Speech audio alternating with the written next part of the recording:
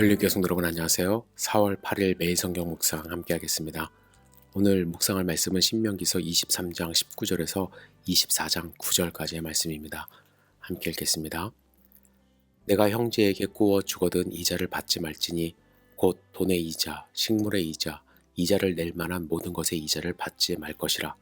타국인에게 내가 꾸어주면 이자를 받아도 되거니와 내 형제에게 꾸어주거든 이자를 받지 말라.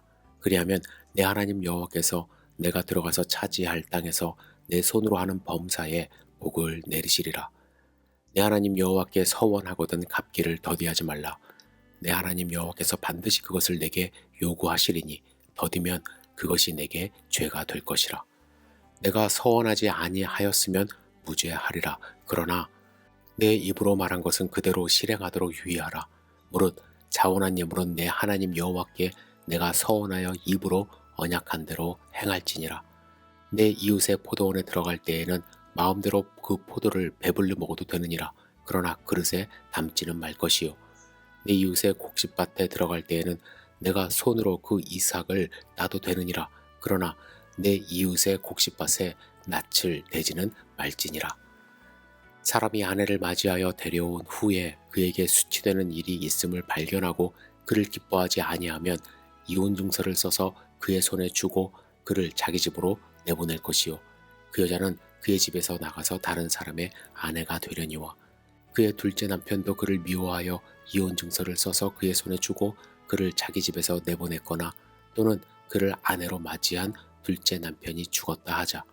그 여자는 이미 몸이 더럽혔은즉 그를 내보낸 전 남편이 그를 다시 아내로 맞이하지 말지니 이 일은 여호와 앞에 가증한 것이라. 너는 내 하나님 여호와께서 내게 기업으로 주시는 땅을 범죄하게 하지 말지니라. 사람이 새로이 아내를 맞이하였으면 그를 군대로 내보내지 말 것이요 아무 직무도 그에게 맡기지 말 것이며 그는 1년 동안 한가하게 집에 있으면서 그가 맞이한 아내를 즐겁게 할지니라. 사람이 맷돌이나 그 윗짝을 전당 잡지 말지니 이는 그 생명을 전당 잡음이니라. 사람이 자기 형제 곧 이스라엘 자손 중 한 사람을 유인하여 종으로 삼거나 판 것이 발견되면 그 유인한 자를 죽일지니 이같이 하여 너희 중에서 악을 제할지니라. 너는 나병에 대하여 삼가서 레위 사람 제사장들이 너희에게 가르치는 대로 내가 힘써 다 지켜 행하되 너희는 내가 그들에게 명령한 대로 지켜 행하라. 너희는 애굽에서 나오는 길에서 내 하나님 여호와께서 미리암에게 행하신 일을 기억할지니라. 아멘.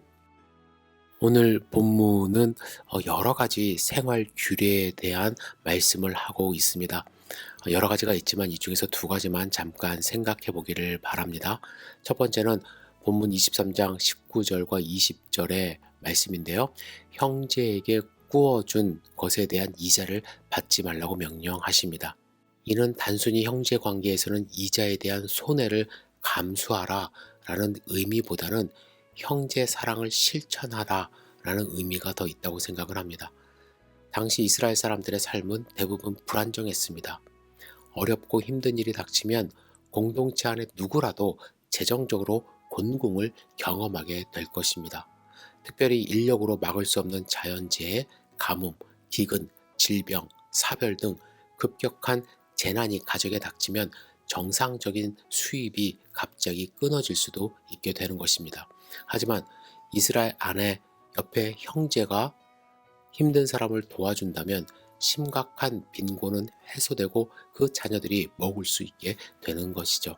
그리고 돈을 구워준다면 곤궁한 그 가족은 돈을 갚을 수 있는 날이 올 때까지 그 어려움을 헤쳐나갈 수 있게 되는 것입니다. 하지만 오늘 본문에서는 어떤 히브리 사람도 다른 이스라엘 사람의 불행을 이용해서 돈을 벌어서는 안 된다고 말씀하십니다. 타국인에게 구워준 경우가 아니면 이자를 받으면 안 된다고 말씀을 하시는 것이죠. 왜냐하면 이자를 요구하는 것은 빈궁한 사람의 곤경을 오히려 증가시킬 뿐이기 때문입니다. 만약 어떤 히브리인이 하나님의 복을 받아서 형제나 자매를 도울 수 있을 정도로 재정적으로 탄탄한 위치에 있게 된다면 그는 자신의 부를 증가시키기 위한 방편이 아니라 이웃 사랑의 실천의 방면으로 하나님에 대한 감사의 표시로 마땅히 도와야 한다고 하나님이 말씀하고 계십니다. 두 번째로 우리가 함께 생각해 볼 말씀은 23장 24, 25절의 말씀인데요. 이웃의 포도원이나 곡식 밭에 들어가 먹는 규정에 대하여 말씀하십니다. 이는 일반적인 상황에 대한 규정이 아닙니다. 이것은 역시 가난한 사람들이 굶주리지 않고 살아갈 수 있는 방법에 대한 말씀을 하고 있는 것이죠. 보통 사람들은 남의 밭에 들어가서 함부로 포도를 따먹거나 곡식을 이렇게 손에 움켜쥐고 나오질 않습니다. 그러나 하나님이 보통 사람들이 아닌 가난한 사람들이 먹고 살 수 있는 방법을 주셨는데, 포도원에 들어가서 혹은 곡식밭에 들어가서 그 소산을 밖으로 들고 나가지 않는다라는 조건 안에 그것을 그 안에서 먹을 수 있도록 하게 하신 것입니다. 이것은 가난한 사람들이 당면한 필요를 채울 수 있도록 길을 열어주신 거예요. 이는 식량 때문에 도둑질을 하지 않고 살 수 있도록 보호하신 것일 뿐만 아니라, 가지고 있는 사람들은 최소한의 식량을 나눌 수 있는 마음을 갖도록 법적으로 조치한 것입니다. 하나님은 이를 통해서 가난한 자들이 굶주려 죽는 일이 없도록 하신 것이고, 이웃의 포도원과 밭은 언제나 가난한 사람들에게 열려 있게 하신 것입니다. 그래서 하나님이 다스리시는 이스라엘 안에서는 굶주린 자의 울음소리가 들리지 않도록 조치를 하신 것이죠.